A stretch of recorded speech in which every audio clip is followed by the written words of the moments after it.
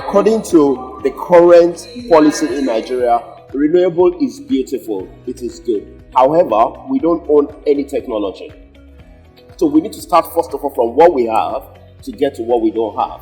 So we have gas in abundance. So the first thing is to develop the gas infrastructure. Interestingly, gas is, in terms of emission, is over below 90% in comparison to oil.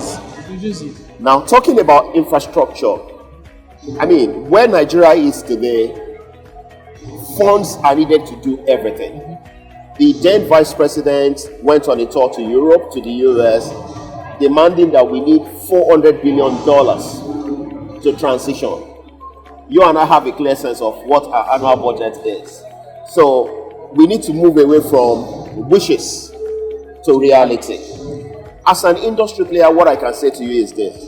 The discussions I am having today, 2023, is totally different from the discussions I had in 2015, in 2017, and in 2019. There has been tremendous improvement. So the World Bank president visited recently, that's Mr. Ajebanga, and based on what he saw on ground, he says he is willing to support additional development of 1,000 mini-grid. Now, in renewable energy, considering Nigerian context, one of two things is going to happen. Number one is off-grid that we are largely doing right now. The second is on-grid. On-grid will only happen when the grid can take it. We're doing off-grid extensively, and that's what I speak to over there. We're building mini-grids for rural areas. We're now building mini-grids as well for even urban centers. The grid does not provide you power for 24 hours. So you still need some form of embedded power generation to support it. So where we are today is where we're saying, okay, as I'm embedding either with gas, can I at the same time source for opportunity for solar? That's where the name of my company came from, Solar Centric. So in every opportunity, we source for avenues to push in solar into the mix. Talking about the cost, as a sovereign, and considering the fact that our national development contribution has been submitted, we now need to source for the fund. We're sovereign. In the next couple of weeks, all things being equal, $10 billion outstanding will be settled, and then we can begin to, raise more funds. Interestingly as well, by virtue of suspending subsidy, you must be fully aware that we are raking in an average of about $1.2, $1.5 million monthly in revenue. That is going to go somewhere. And that has always been the argument. The funds that are going to subsidy could be used for infrastructural development. So what we now have is that clean slate whereby, first of all, we try and achieve fiscal stability so that all projects, the issues of variations in projects will reduce drastically, and then we can begin to have a growth going forward, and then we can scale. My only concern is the 4-year cycle of politics that we have.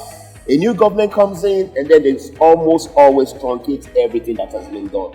If we can begin to have a system whereby we have a fairly stable government for 8 years, then a lot could be achieved. So in terms of infrastructure, it is wide. Almost all roads are bad. In the last 1 month, I've traveled as far as Ekiti, and I've gone as far as Oshogbo in the southwest. The only good road is between Lagos and Ibadan. Everywhere else, total way. So there's road, there is a power that we need to fit. So it's a whole lot. But renewable energy solves a lot of problems in decentralized manner, and there are funding for it. Like I said over there, that same Banjo Alimi is with me at my program at Radisson Blue tomorrow, and it is targeted at the construction industry, the commercial and industrial sector. So we can solve their problem individually while we try and solve the major problem going forward. OTL for me, in fact, you had the engine room of this country.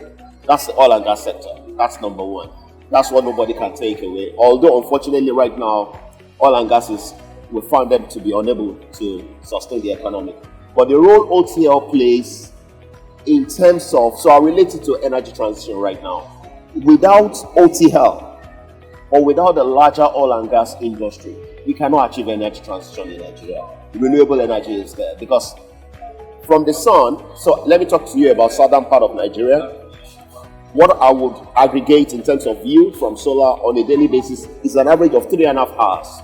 That's why the fact that I have 10 to 12 hours of sunlight.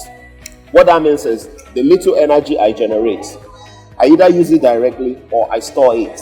But back to what I said earlier, we do not own any of the technology. Now, if there is no sun to charge the batteries or to store the energy, and there's no oil and gas, we're there. And that takes me very quickly to a comment I put forward in Scotland in June, whereby we went for Energy Industries Conference. And then, if you know Scotland, Aberdeen most especially, that is the engine room, or should I say the bedrock of oil and gas in the UK. And everybody, you have all the oil and gas players in there. We need to go renewable, we need to go renewable. And interestingly, over there you could see, oil and gas is dying. They are retraining everybody to become renewable. What I felt at a point was as if we are demonizing oil and gas. So I raised my hand. I said, please, as we speak right here, could we just authorize the government to pull the plugs on oil and gas? Maybe the enormity of what we're trying to achieve will come to all of us. And everybody calmed down. I said, yes, this mic is going to go off right now. This light is going to go off. Your electric vehicle by tomorrow, the engine, nothing to charge it. We need oil and gas to get to where we want to go. Can we be more realistic about what we want to do? And so I'm very happy. The very hard stand as at COP26 in Scotland versus last year in Egypt has really toned down. The war in Ukraine has pretty much shown a new approach that, oh wow. And even to make it interesting, we need funds in developing countries. The developed world committed to $100 billion per annum as contribution to assist developing countries to transition. They've been unable to meet any of the annual contribution. So which means we can talk, however, can we really put so that is it. The conversation is it's endless. Yes, that is it.